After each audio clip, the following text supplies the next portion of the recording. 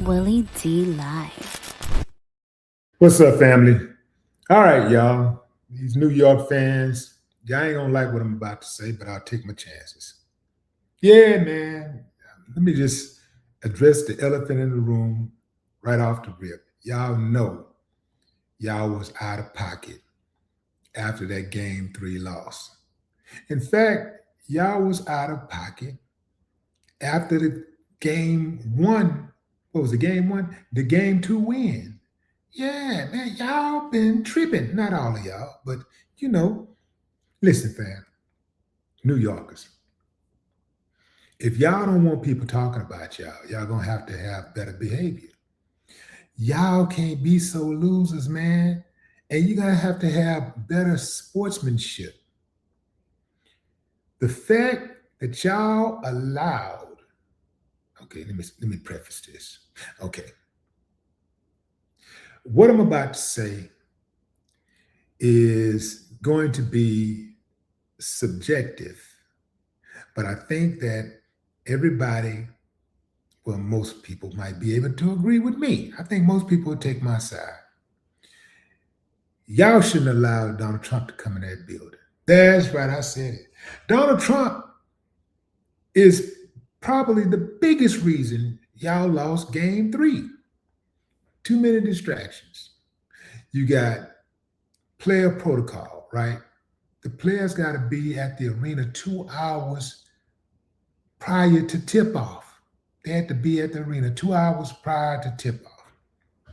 So what does that mean? That means a lot of sitting around waiting, uncomfortably waiting, right? They got to field calls with their family members and friends who got tickets to the game because protocol has changed. Now people got to be at the arena 2 hours early, and now they can't take certain types of bags into the arena. Then you got the people who watch the game outside of the arena.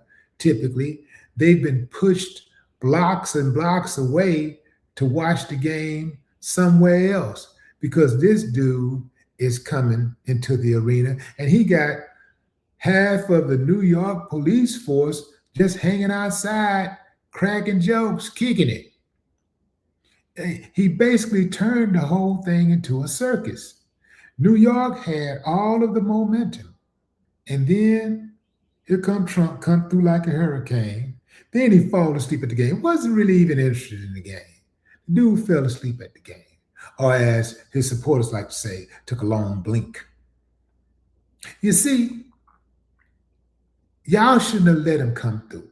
I don't know what you could have done. He's president of the United States. But maybe, just maybe, if everybody would have band together, they had to get him up out of there. Yeah, like it's more of us than it is them. So it was clear that New Yorkers was not feeling Trump. They booed the hell out of it. Even at the remote sites that they were watching the game, the watch parties, they were booing him. I'm talking about killing him with the boos. That was the first time I've ever heard the national anthem sung, and you couldn't understand what the person was singing. You couldn't hear the words because it was so much noise. People were booing, right? Trump's so delusional, he thought it was cheers. Moving on. Let's address y'all behavior. So this is Trump. Trump, you got one side Trump, right? And then you got the behavior of the fans. Man, that did. Let me tell you what y'all just did. Y'all out there, first of all, y'all beating up San Antonio fans. Anybody y'all catch with a San Antonio jersey on, y'all ripping the jersey off, beating them up.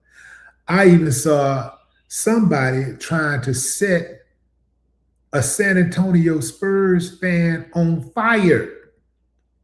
They was trying to burn the jersey off of him. Let me see if I can find that pic. This is madness, man. Look at this. Is this it? Where's that picture? Look at it. Look at that, fam. They got the dude, they got the fire on the dude. They was trying to burn his jersey off him. Dude was horrified. See if I can find a pic of him reacting to it. I think this is it. No, no. Well, it doesn't matter. I mean, anybody would be horrified if somebody was trying to set them on fire. But look at these people, fam. Look, fam, I got to call a strike and a ball a ball. The people that was out there, not all New Yorkers, but the fans who were out there, or the so-called fans who were out there, were behaving like some uncivilized mutts. And I would say this even if I wasn't a Texan. Now, San Antonio is in Texas, right up the street, about 2.5 hours, 3 hours from Houston. I'm a Houston fan first, and then the greater Texas region, right? So San Antonio is my choice for the finals. It's Texas at this point. You dig what I'm saying? So I'm rooting for Texas. I'm rooting for San Antonio. But I'm also looking to see both sides give their best and not be distracted, right? I'm looking at both fans. I would if the San Antonio Spurs fans was behaving like this, I would have came at them the same way.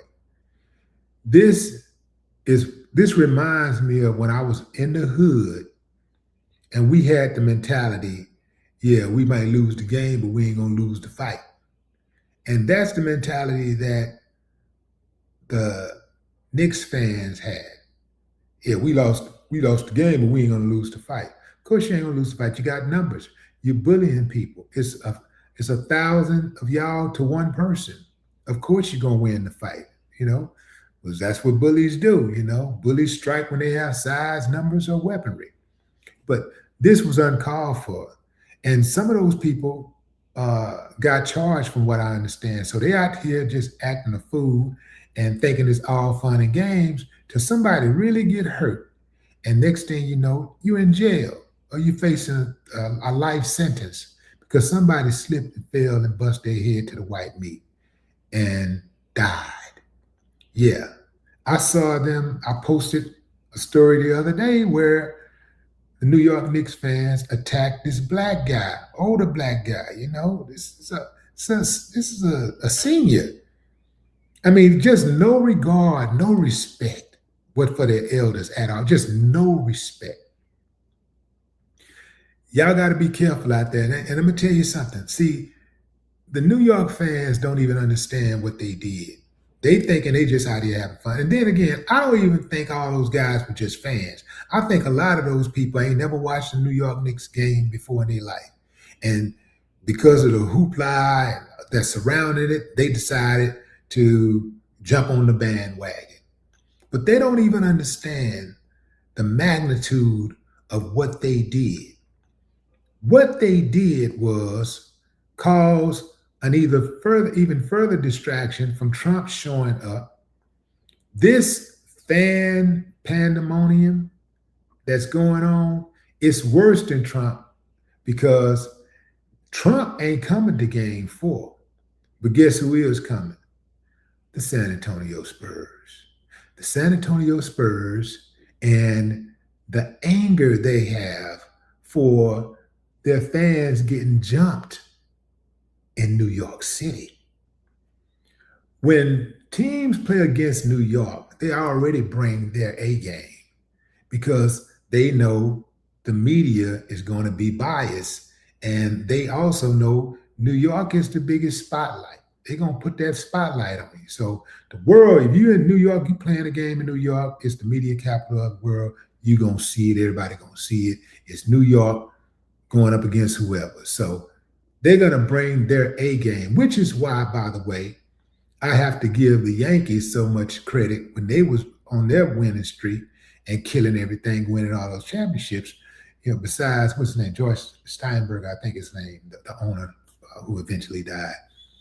But the New York Yankees was playing teams every single night and day. And these teams were bringing their A game, and the Yankees were still winning. And the Yankees had to bring their A game every single day, every single night. because the other team was bringing their A game every single day, every single night. So to be able to win that consistently under that type of pressure, man, that's admirable to me. But what those fans did, they just woke up a sleeping giant. Literally. You think Wemby is a giant. I'm talking about collectively. They have woken up a sleeping giant. And I do believe that this game is going to game 5 in San Antonio. When they go back to San Antonio tonight or tomorrow, I do believe that the series is going to be tied 2-2. I do believe that. And you can think the so-called fans, New York Knicks fans, y'all don't even understand what y'all did, man. That is bad business. And not just because it's going to awaken a sleeping giant, just because that's just uncivilized behavior, man. It's unsportsmanlike, you know. Where's your sportsmanship, you know? It's New York. Y'all supposed to be the leaders, right? The New York, prides itself on being the trendsetters, right? New York prides itself on being the innovators, right? Where is the leadership? Where's that? Y'all got to show other people, other teams, other cities how it go.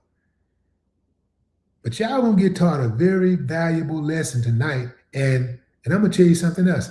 I thought that New York would win it all because of the way San Antonio celebrated the Western Conference Championship. They celebrated like they had won the finals. And I said that their energy is off. And if you look at history, most of the times when teams celebrate like they've already won it all, they end up losing it all.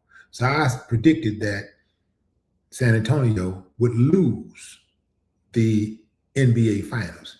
Now, I'm not so sure. I think it's up for grabs because thanks to the New York Knicks fans who have waited 53 years for New York to win a championship,